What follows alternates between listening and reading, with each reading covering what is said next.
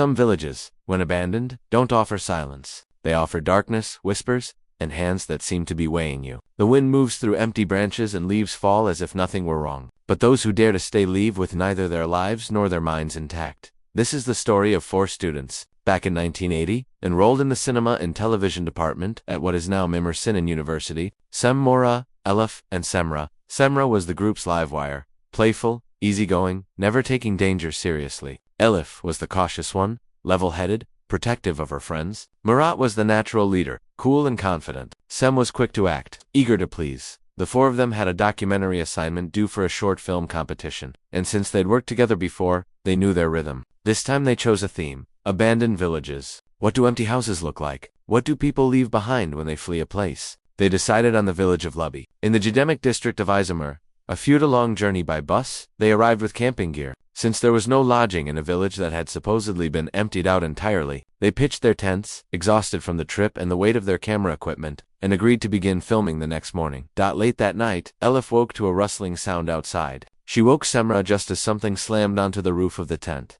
the fabric bulging downward under the weight. The girls screamed and pushed back against it until Murat and Sem came running and pulled them free. Elif panicked, insisted something had attacked them. The boys suggested a wild boar. Elif wasn't convinced, but eventually, uneasily, everyone went back to sleep. In the morning, the group entered the village with their equipment, expecting it to be empty. Instead, they spotted smoke rising from 2 houses. Murat suggested interviewing whoever remained. Testimony for the documentary? They found an old man sitting outside his door. Sem approached first, introducing their project, asking to talk with him. The man didn't respond. When Sem leaned down to catch his eye, the old man suddenly looked up, and in his aged face, a pair of brilliant green eyes shone, as if belonging to someone young.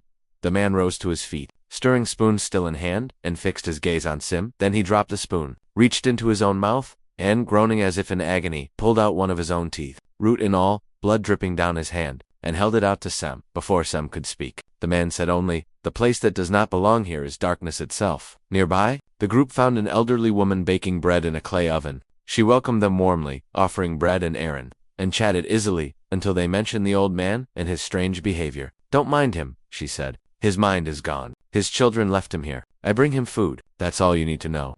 Then the call to prayer began sounding in the distance. The instant it started, the old woman's eyes went wide with terror, and she said, in a voice utterly changed, "There is no place for you here." She dropped to her hands, as though she'd become a 4-legged animal, and scrambled howling, somewhere between a scream and a groan back into her house, slamming the door. Through the window, she pressed her face to the glass and dragged it side to side, smearing grease across the pane, never once looking away until the students were gone. Shaken, the group decided to find whoever had given the call to prayer. The mosque, when they entered, was completely empty. No imam, no congregation, nothing. As they were about to leave, Semra climbed onto the mihrab laughing, singing to herself, joking that whoever gave the call to prayer had done a beautiful job despite being invisible. The others scolded her, unnerved by her flippancy, and they all left. Elif, deeply unsettled, insisted they couldn't stay to film in this village and should all leave together. Murat and Sem agreed to wait until morning. That night, Elif again woke to footsteps, someone running, gasping for breath, right up to the tent, and once more, something slammed onto the roof, tearing through the fabric with what felt like claws. The girls wrestled beneath the collapsed tent until the boys freed them again.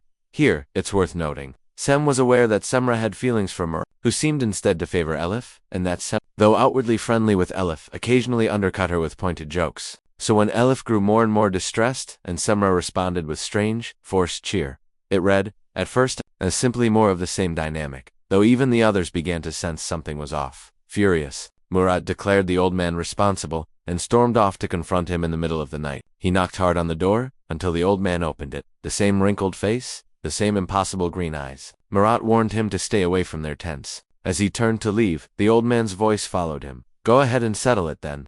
Murat turned back, utterly at a loss. Was this old man actually challenging him? Walking back, Murat crossed paths with Sem, who'd stepped away to relieve himself. Sem was relieved to see him, scolding him for the reckless visit, but Murat didn't respond, yanking his arm away when Sem reached out. Confused, Sem kept walking beside him back toward camp, only to glance over and find no one there. Murat was already back at the fire, chatting with the girls, as if he'd never left Sem's side at all, terrified. The group built up the fire, agreeing to stay awake until morning, huddled around it for light and warning against whatever moved in the dark. Semra excused herself to use one of the empty houses as a bathroom. Elif refused to go with her, irritated by Semra's constant strange remarks. When Semra returned, Her mood had shifted into something unnervingly bright, joking that they should finish the shoot and simply rename the film Asylum Village.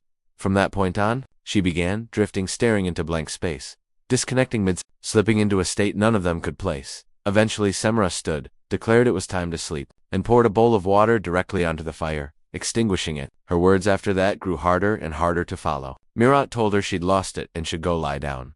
She rose without warning, grabbed a knife from among the camping supplies, and drove it into Mirat's chest.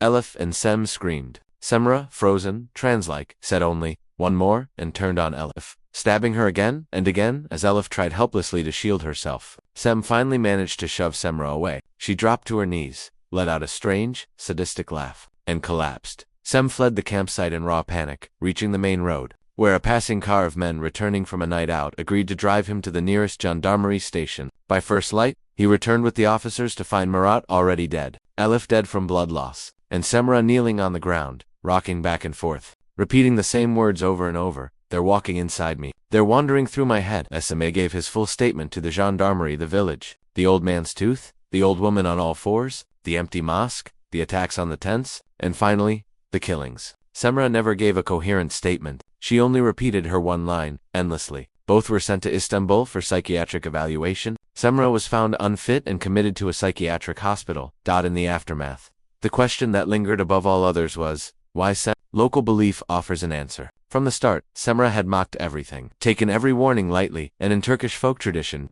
jinn are said to despise being ridiculed, always seeking revenge for it. But the true breaking point, according to this belief, came when she extinguished the fire. Fire is sacred in Turkish folklore, a symbol of the hearth, the household, the continuity of a bloodline. To pour water over it is taboo, an act said to wound its spirit and invite misfortune in return. The moment the flame hissed out, the protective circle it had offered vanished with it and, as legend holds, whatever lived in that place slipped into the world on the rising smoke. 4 students went into Lübbey to make a film. Only 2 came out and neither of them ever came back.